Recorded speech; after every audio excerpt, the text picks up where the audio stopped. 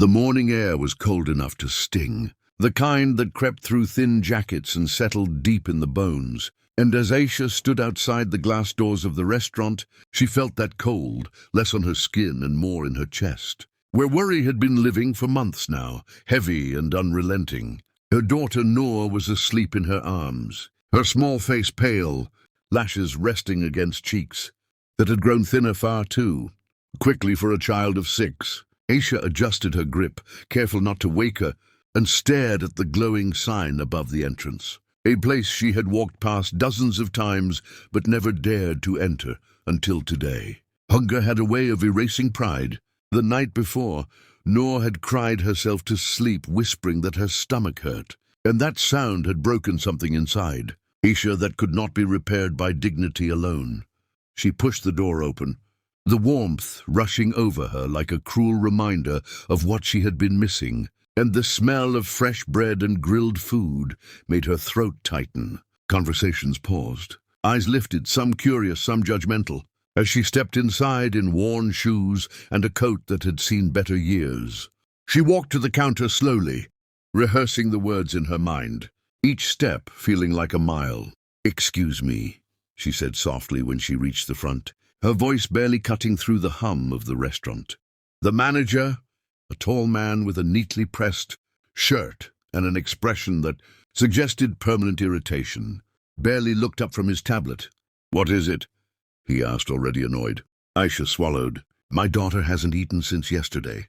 I was wondering if there was any leftover food. I don't need much, just something small for her."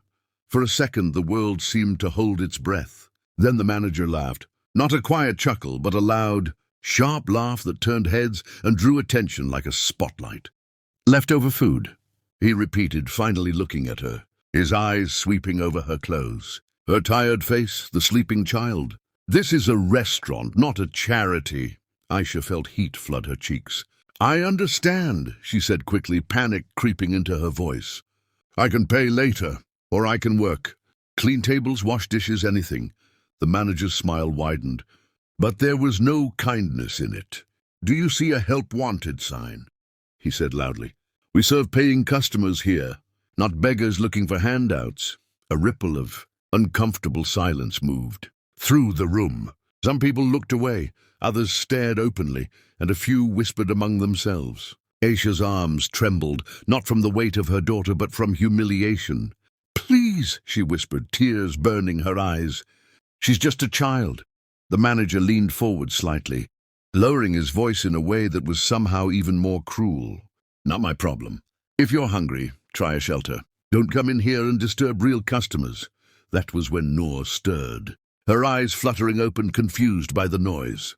"Mama," she murmured, her voice weak. Aisha hugged her tighter, turning her body slightly, as if she could shield her from the stares. "It's okay, my love," she said, forcing a smile that felt like glass cutting into her face. "Go back to sleep."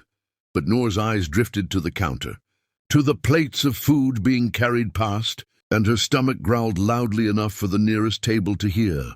A sharp laugh came from someone nearby, and the manager seized the moment. "See," he said, gesturing dramatically. "This is exactly why we can't allow this. You're making a scene." Aisha felt something inside her crack. She turned toward the door, tears finally spilling over, her shoulders shaking as she took a step back. "I'm sorry," she said, though she wasn't sure why she was apologizing. "I'm sorry." What she didn't know was that from the corner of the restaurant, seated quietly with a cup of black coffee and a newspaper folded, just enough to observe everything, a man had been watching from the moment she walked in. He wore a simple coat, nothing that screamed wealth or power, and his expression remained calm, unreadable, as his eyes followed every detail, the way Aisha hesitated before speaking, the way the manager smirked, the way the room grew tense with discomfort. This man owned the restaurant, along with dozens like it across the country. He was the CEO, known in boardrooms for his sharp instincts and in public, for his polished speeches about values and community. But today he said nothing. He watched. As Aisha reached the door, the manager called out after her, his voice dripping with mockery. "And don't come back," he said. "We don't need your kind here." The words hit harder than a slap. Aisha paused, her hand on the door, and for just a moment, she considered turning around, screaming, begging, doing anything that might change the outcome. But then she looked down at Noor, at her tired eyes and fragile body, and she chose silence. She stepped outside into the cold once more, the door closing behind her with a finality that echoed in her ears. Inside, the restaurant slowly returned to normal. Plates clinked, conversations resumed, and the manager straightened his shirt, satisfied. But the man in the corner did not move. He folded his newspaper carefully, placed it on the table, and stood up. His face was calm, but his eyes burned with something far more dangerous than anger: resolve. He glanced toward the door where Aisha had exited, then back at the manager, who was now joking with a staff member, unaware that his world was about to change. The CEO took a deep breath, already planning his next move, because what he had just witnessed was not just cruelty, it was a test of character, and the manager had failed spectacularly.